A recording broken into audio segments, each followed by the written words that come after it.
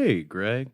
First half, 3 goals. You guys give up 2 in the second half, but hold on for the final 30 minutes. How are you feeling about that performance, given the highs and the lows that your team went through? Yeah, I think it was important for the group.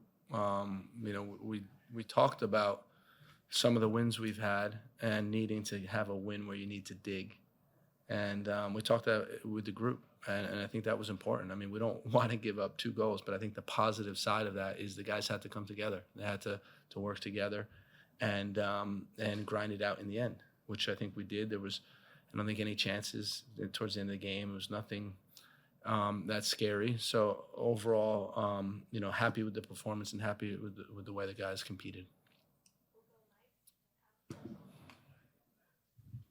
Coach Mike Napolitano, WRMN. It seems as though this Fire team has struggled to play with a lead at times. Of course, you get the win in here, but 2 quick goals from Charlotte. Is there an issue with like complacency or just kind of not feeling the pressure at that moment? Yeah, I think if we look back in the season, I don't think there's too many times where we had the lead and gave it up.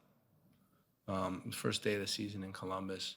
But other than that, I think we've had leads and we held leads, and I don't think that's an issue at all. But what I would say is I think the mentality to get the fourth goal was missing a little bit. That's what I would have liked to see. We were possessing the ball, and we really needed to be more purposeful with switching field, penetrating to the penalty box, and creating more goal-scoring opportunities in the second half. We had a few, but I would have liked to see more. So if I had to be critical of anything, it would be, the mindset when you're up 3-0 to now to get 4 or 5 and really blow this thing open.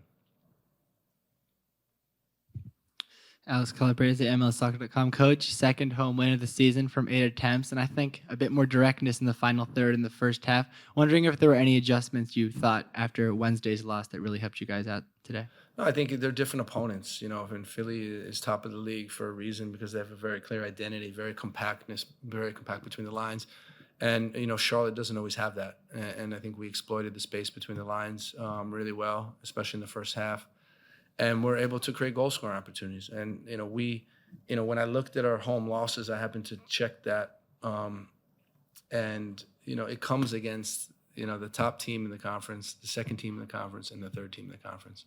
So, we weren't ready to beat the top teams yet, and we still may not be. But it doesn't mean that we're not making progress, and we're going to continue to.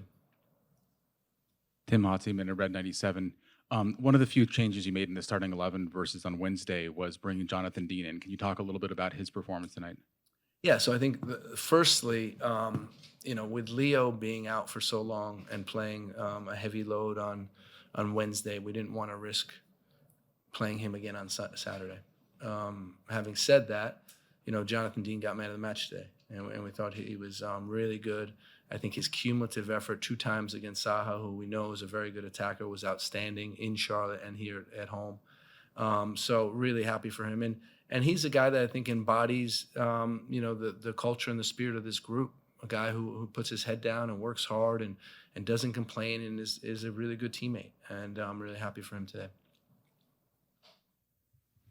Hey, Coach, Jim Alexander with Real Talker. Obviously, we heard a lot of cheering in the locker room there. Yeah.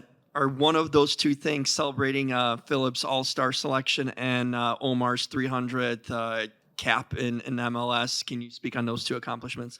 No, I mean, we're really happy for Phil. I think he showed why he's an all-star today. Really dangerous attacking player. And when we acquired him, we knew, I think, that he had a really good skill set, but we didn't know his makeup so much. We heard, I talked to a number of coaches that coached him before, but when you work with him, you realize, how special he is and how focused he is. And he wants to win, and he gets results, he gets points, he gets goals and assists, and happy for him. In terms of Omar, I was there his rookie year, 2009, and I got to play alongside of him, and now I get to coach him. But I think he's left his mark on this league for sure, and the important thing for him is to close out in a positive way, and he's here to be a good influence on the team, to be a mentor for some of the younger players, and to contribute when his number's called upon. And, he's doing that and then some. Ernesto from Unión Deportiva Extra. Coach, what was the key difference maker in tonight's tie 3-2 victory? You know, every game tells a different story, right? And I talk about that every week. How you don't get really consumed with the week before or previous games. You have to focus on what's in front of you. And you know, today, I think the guys played together. They fought for each other, and you know, and we got the victory.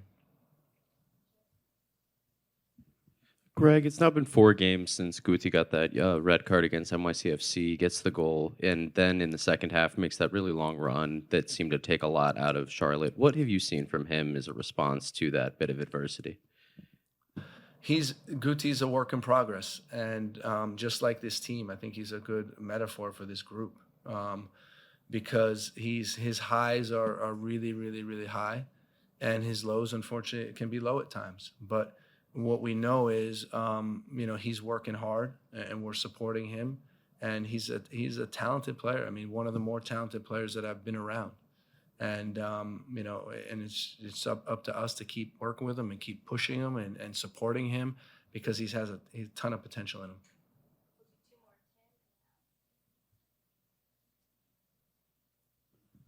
One of the players that we saw tonight that we haven't seen in a few matches, Jay Davila. Can you talk about his performance and what the expectations are for him in the last 14, 15 games of this season? Yeah, you know, for us it was important to get him some game time. We put him in a condition where the game was relatively under control, and then he had to deal with it when the game lost control. And for him, you know, he's a young player, and he needs opportunities to prove that he can play at this level and compete at this level. He does some things extremely well, and we want to continue to work with him and develop him. Yeah, one more from me. Jonathan Bamba's obviously coming off pretty much nonstop action since July, August of last year. He's had a difficult time in front of goal lately. I'm wondering what you can do to work with him and make sure he can get back confident in front of goal. Yeah, you know, it's not nice taking a player out at halftime, even though it was for you know, those reasons. You know, we're trying to rest him every chance we can get, and he's such a competitor. He wants to be on the field. You know, the goal scoring stuff, it will come back to him for sure. The important thing is we get him rest now. It's a hot summer months are upon us, and anytime we can get him rest, we will. Always the last one, right? The best for last. Coach, first of all, congratulations. Thank you. You have a good smile tonight. That's. I'm always smiling, right? Huh? No, but this Kinda? victory, I think it's a special. Okay. Congrats for that. Thank you. I would like to know your comments about the game tomorrow. Do you expect something for tomorrow? Is any special score for Team USA? Well, I'll be there. I'll tell you that much. Be there supporting the group, and excited to see the game. And you know, I'm not in the prediction business, so I'm not going to even venture now. But I know what I'm hoping for.